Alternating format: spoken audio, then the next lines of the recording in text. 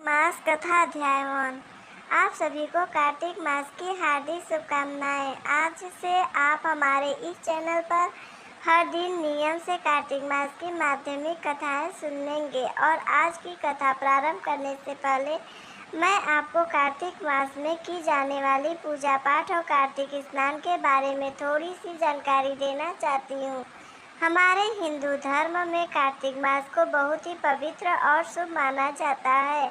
हिंदू पंचांग के अनुसार कार्तिक का महीना 8वां महीना होता है और इस पूरे महीने में धर्म कर्म जप तप व्रत पूजा पाठ स्नान अयन आदि करने से कई गुना पुण्य की प्राप्ति होती है।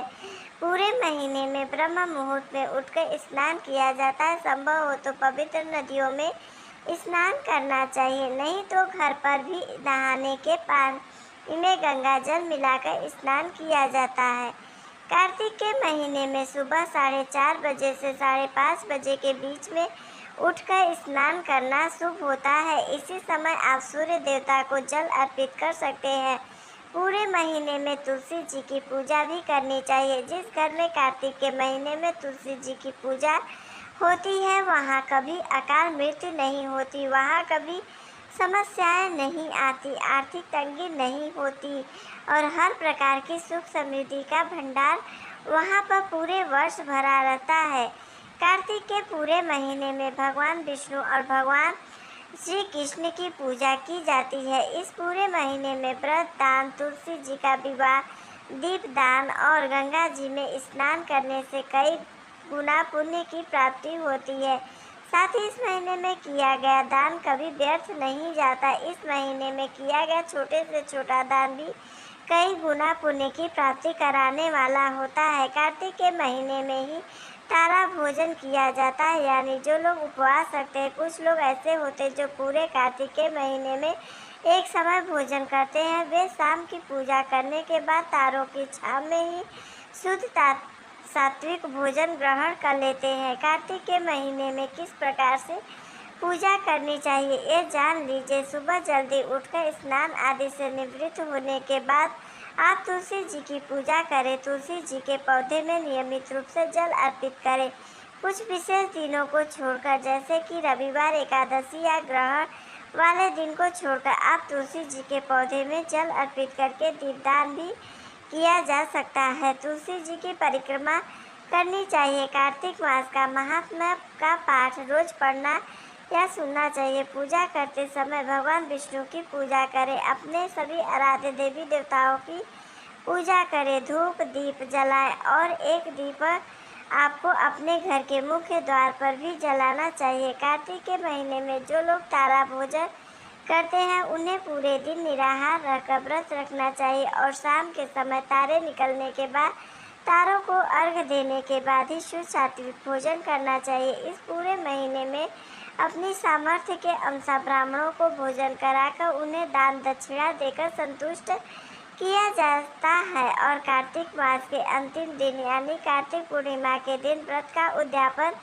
किया जाता है। जो लोग पूरे महीने उपवास नहीं कर सकते हैं वे इस महीने में पड़ने वाले विशेष दिनों में भी उपवास रख सकते हैं। कार्तिक मास की अमावस्या या पूर्णिमा को भी आप उपवास करके अंतिम दिन व्रत का उद्यापन कर सकते हैं। उद्यापन वाले दिन आपको 5-5 की मात्रा में कोई भी सामग्री का दान करनी चाहिए, जैसे कि 5 घड़े, 5 सुराही, 5 वस्त्र, 5 तरह के फल, 5 तरह के अनाज, इन सब का दान किसी योग्य ब्राह्मण को दे सकते हैं। साथ ही ब्राह्मणी के लिए भी आपको उनकी जो भी पहनने की चीज़ें हैं, जैसे कि साड़ी या सूट आदि, वो भी उन्हें दान में देना चाहिए। दान दक्षिणा देकर आप सभी अंतिम दिन व्रत का उद्यापन कर सकते हैं। कार्तिक मास के नियमों का पालन करने वाले भक्तों को सुबह ब्रह्म मुहूर्त में उठकर हो सके तो ताजे पानी से, नहीं तो गर्म गुनगुने पानी से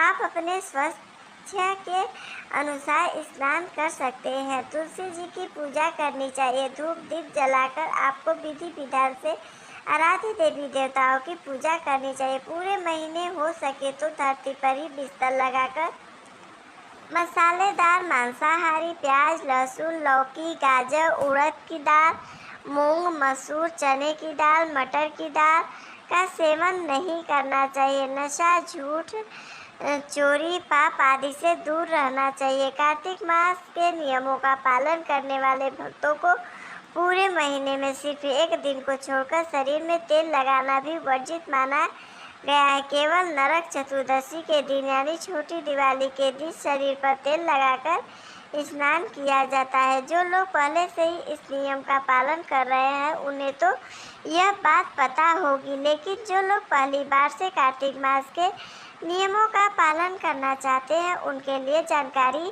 जरूरी है कि आपको कुछ नियम ऐसे हैं जिनका पालन कार्तिक मास में करना चाहिए, जैसे कि ब्रह्मचर्य का पालन, शरीर पर तेल नहीं लगाया जाता, धरती पर बिस्तर बिछाकर सोया जाता है, सुबह और शाम तुलसी जी की नियमित रूप से पूजा की जाती है।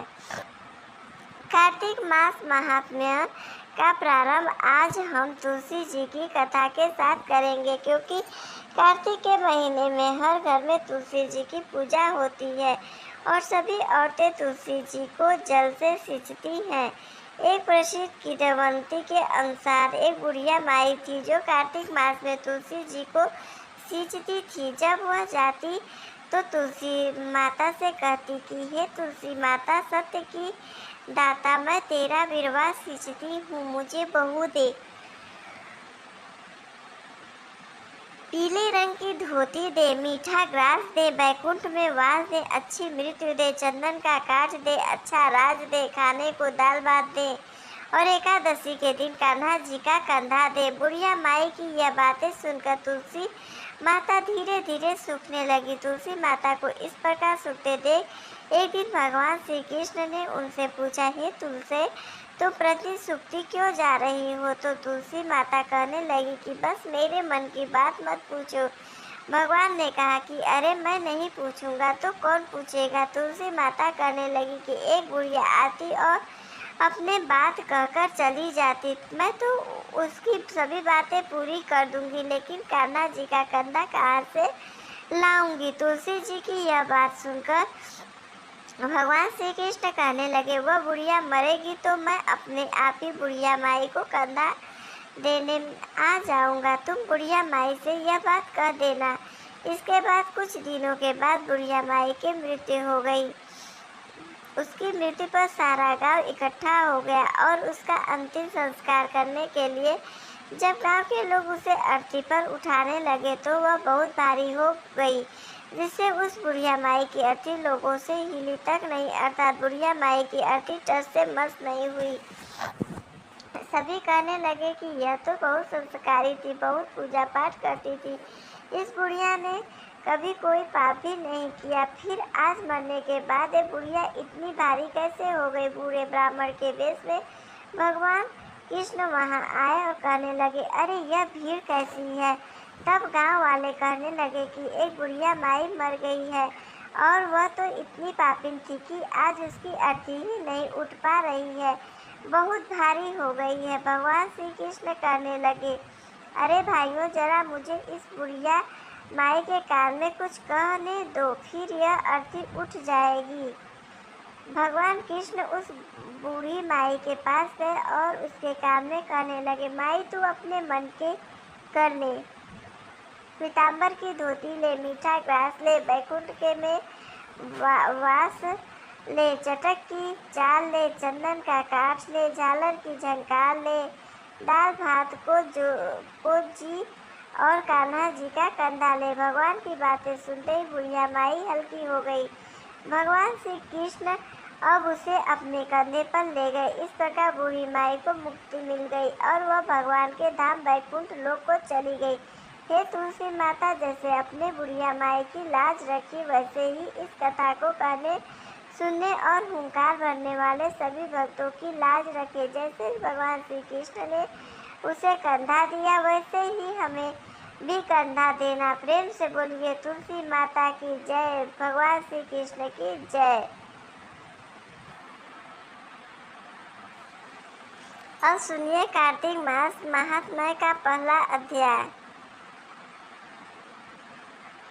एक समय धर्म के गूढ़ रहस्यों ज्ञान, विज्ञान और शास्त्रों में वर्णित कथाओं पर गहन चर्चा करने के लिए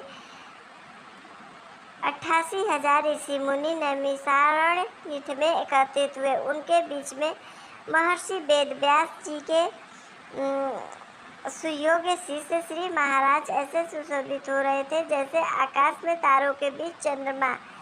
धर्म के सभी गुण रहस्यों, 4 वेदों, 6 शास्त्रों और 18 पुराणों के ज्ञाता श्री सूत से शौनक आदि 88,000 ऋषि मुनियों ने कहा, हे मुनि श्रेष्ठ श्री सूत जी, आप कृपा करके हमें कोई ऐसा सरल उपाय बताएं जिससे हमारी इस घोर कलयुग के प्रहार से रक्षा हो सके। समस्त ऋषि मुनियों के मुख से यह बात सुनकर श्री सूत जी बोले, तुम्हारी श्रद्धा और प्रभु भक्ति देखकर हे ऋषियों, मेरा हृदय बहुत प्रसन्न है। इसी से आज से मैं तुम्हें कार्तिक महात्म्य की पावन कथा सुनाता हूँ। इन कथाओं को सुनने से इस कलिकाल में मनुष्य के समस्त पाप नष्ट हो जाते हैं और मनुष्य वैकुंठ लोक में चला जाता है। सो अब आप सभी सावधान होकर सुनिए।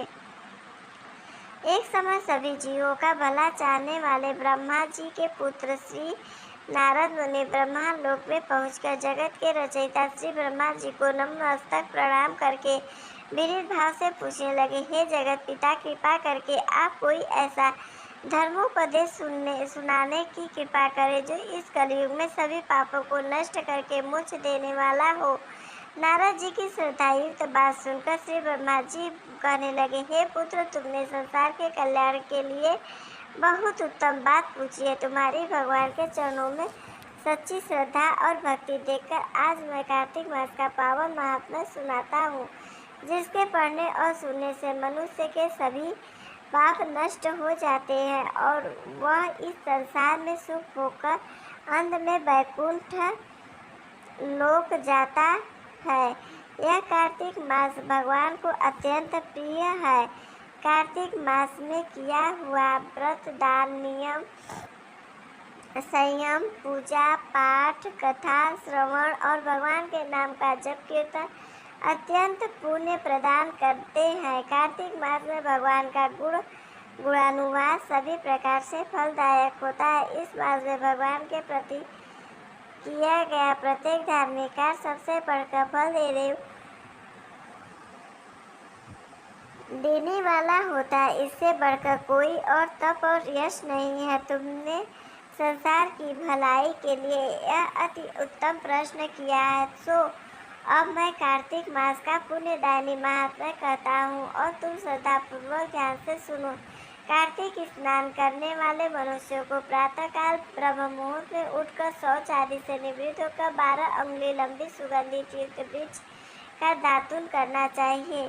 परंतु याद रहे कि श्राद्ध, सूर्य अथवा चंद्र ग्रहण और एकम अमावस्या, छठ, नवमी, एकादशी और रविवार को दातुन नहीं करनी चाहिए। जिस दिन दातुन नहीं करनी है उस दिन पानी से 12 बार कुल्ला करके मुंह को खूब साफ कर लेना चाहिए। जब 2 घड़ी रात्रि शेष रहे तब काले तिल, चंदन, चावल, पुष्प, कुशा लेकर आप कुंड, नदी, संगम अथवा किसी भी तीर्थ स्थल पर जाएं। वहाँ हाथ जोड़कर प्रार्थना करके, हे भगवान, आप और श्रीला जी को प्रसन्न करने के लिए मैं समस्त कार्तिक मास से स्नान करूँगा अथवा स्नान करूँगी। इस प्रकार प्रतिज्ञा करके श्री गंगा जी, श्री शिव जी, सूर्य देव और विष्णु भगवान का ध्यान करके नाभि तक जल में प्रवेश करके अच्छी तरह से स्नान करें। फिर जल से बाहर निकलकर देवता, ऋषि और पितरों का तर्पण करें। स्नान करके भेड़ बकरी की धूल से बचाना चाहिए और छींक, थूक, कुत्ता, कौवा, ऊंट, उल्लू आदि से भी बचना चाहिए। अगर भूलवश इनमें से किसी का स्पर्श हो जाए तो फिर से स्नान करना चाहिए। मिथ्यावादी अर्थात झूठ बोलने और नीच प्रकृति वाले मनुष्य वार्तालाप नहीं करना चाहिए। इसके बाद षोडशोपचार विधि से भगवान का पूजन करना चाहिए। भगवान को जल का अर्घ देकर प्रार्थना करनी चाहिए, हे भगवान, आप श्री राधा जी सहित मेरे इस अर्घ को ग्रहण कीजिए। इस प्रकार प्रार्थना करके अहम पाद अर्ध आचमन, स्नान, वस्त्र, चंदन, अक्षत, पुष्प, धूप, दीप, नैवेद्य, तांबूल, पुंगी, फल, दक्षिणा, नमस्कार, यह 16 चीजें मूर्ति को अर्पित करके हुए तुलसी जी की मंजरी से भगवान की षोडशोपचार विधिवत पूजा अर्चना करनी चाहिए। श्री ब्रह्मा जी बोले, हे पुत्र, जो व्यक्ति तुलसी की मंजरी से भगवान शालिग्राम का एक बूंद चरणामृत पान करता है, वह ब्रह्म हत्या जैसे बड़े बड़े पापों से मुक्त होकर वैकुंठ लोक को प्राप्त करता है। इनमें से कोई संदेह नहीं, जो भगवान शालिग्राम की प्रतिमा के आगे अपने पितरों का श्राद्ध करता है, उसके पितरों को तत्काल वैकुंठ की प्राप्ति हो जाती है और वह मोक्ष की प्राप्ति। जो भगवान श्री शालिग्राम की मूर्ति दान करता है, उसे समस्त पृथ्वी के दान का फल प्राप्त हो जाता है। जो भगवान शालिग्राम की प्रतिमा को बेचता है, वह महान कष्ट भोगता है। इसलिए कभी भी श्री शालिग्राम की मूर्ति को बेचना नहीं चाहिए। श्री विष्णु भगवान का पूजन शंख के जल से करना चाहिए। श्री शिव जी का पूजन बेल पत्रों से, सूर्य का तुलसी जी से, गणेश जी की पूजा धतूरे के फूलों से, विष्णु जी का पूजन कमल के फूलों से और श्री महालक्ष्मी का पूजन मालती या फिर चंपा के फूलों से करके प्राणी परम पद को प्राप्त कर लेता है। परंतु जो भगवान को परंपरा से तुलसी से भगवान शालिग्राम की पूजा करता है, उसकी महिमा का वर्णन तो कोई भी नहीं कर सकता। इस प्रकार पूजा करने वाला भक्त जन्म मरण के अपराध कष्ट से मुक्त हो जाता है। जिसकी मृत्यु तुलसी माला धारण किए हुए होती है, वह जीव बिना किसी रोक टोक के सीधा वैकुंठ धाम चला जाता है। जो तुलसी जी की छाया में अपने पितरों का श्राद्ध करता है, तो कि अच्छे तृप्ति हो जाती है। तुलसी जी का सिंचन, तुलसी जी में जल डालना गंगा, यमुना और नर्मदा में स्नान के समान होता है। तुलसी जी का पौधा उगाने से तथा उसका नित्य स्पर्श करने से मनुष्य मन, वन, वचन, कर्म तीनों प्रकार के पाप और ताप से नष्ट हो जाता है। कार्तिक मास में व्रत करने वाला तुलसी जी का शांत चित्त से पूजन, प्रदक्षिणा और नमस्कार करके हाथ जोड़कर प्रार्थना करे कि हे हरि की परम प्रिया, हे सुभद्रा, देवताओं ने आपको बनाया और मुनीश्वर ने आपका पूजन किया। मैं भी आपको नतमस्तक होकर नमस्कार करती हूँ। जो प्राणी आंवले के पत्तों और पुष्पों से भगवान का पूजन करता है अथवा आंवले के बीज के नीचे बैठकर भगवान का पूजन करता है,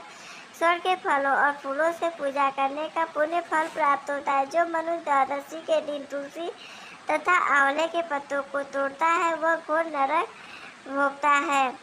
प्रत्येक मनुष्य को चाहिए कि कार्तिक मास में आंवले के फल, तुलसी और गोपी चंदन की माला धारण करे। ऐसा करने से वह बार बार इस संसार में आने से जाने के बंधन से मुक्त हो जाता है। कार्तिक मास में स्नान और व्रत करने वाले मनुष्य को चाहिए कि वह ब्राह्मणों को भोजन कराने के बाद चंदन, पुष्प, पान और दक्षिणा देकर उन्हें संतुष्ट करे।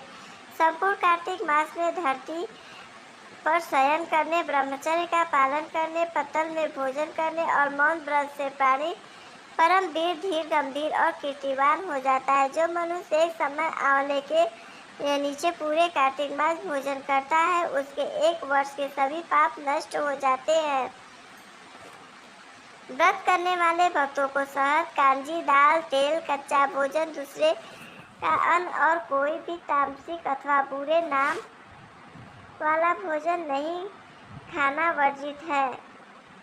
दूसरों की निंदा भी कार्तिक मास की पूजा करने वाले भक्तों को नहीं करनी चाहिए। अंडे, मांस इत्यादि का सेवन तो क्या, ध्यान में भी नहीं चाहिए। मिट्टी में उत्पन्न हुआ नमक, पशु, बासी भोजन, तांबे के पात्र में डाला हुआ दूध इत्यादि ये सब मांस के समान ही माने जाते, इसलिए इनका भी प्रयोग नहीं करना चाहिए। केवल अपने लिए ही बनाया हुआ भोजन भी मांस के समान होता है, इसलिए किसी दूसरे को भोजन कराने के बाद ही स्वयं भोजन करना चाहिए। लहसुन, प्याज, फूलगोभी, गाजर, जंगली घिया, बैगन, पेठा और दोबारा पकाया हुआ भोजन व्रती को नहीं खाना चाहिए। रजस्वला स्त्री और पाखंडी आदि से भूलकर भी बातचीत नहीं करनी चाहिए। एकदम एकम को पेठा, दूज को बैगन, तीज को गोभी का फूल, चौथ को मूली, पंचमी को बेलपत्र बेलफल, छठ को कलिंदा, सप्तमी को आंवला, अष्टमी को नारियल, नौवीं को जंगली घिया, दसवीं को परमल, एकादशी को बेर, द्वादशी को मसूर, त्रयोदशी को पान, चतुर्दशी को अमावस्या और किसी को किसी भी फली का साग नहीं भूलकर भी नहीं खाना चाहिए। जय श्री हरि विष्णु। आज का यह वर्णन समाप्त हुआ। इसके आगे का वर्णन आप अगले अध्याय में सुनेंगे। उम्मीद करती हूँ यह वीडियो आपको पसंद आई होगी। अगर यह जानकारी पसंद आई हो तो कृपया करके वीडियो को लाइक करके हमारे चैनल को अभी सब्सक्राइब करें और बेल आइकन दबाना मत भूलिए। मिलते हैं एक कल दूसरे अध्याय के साथ। तब तक के लिए जय श्री कृष्ण, राधे राधे।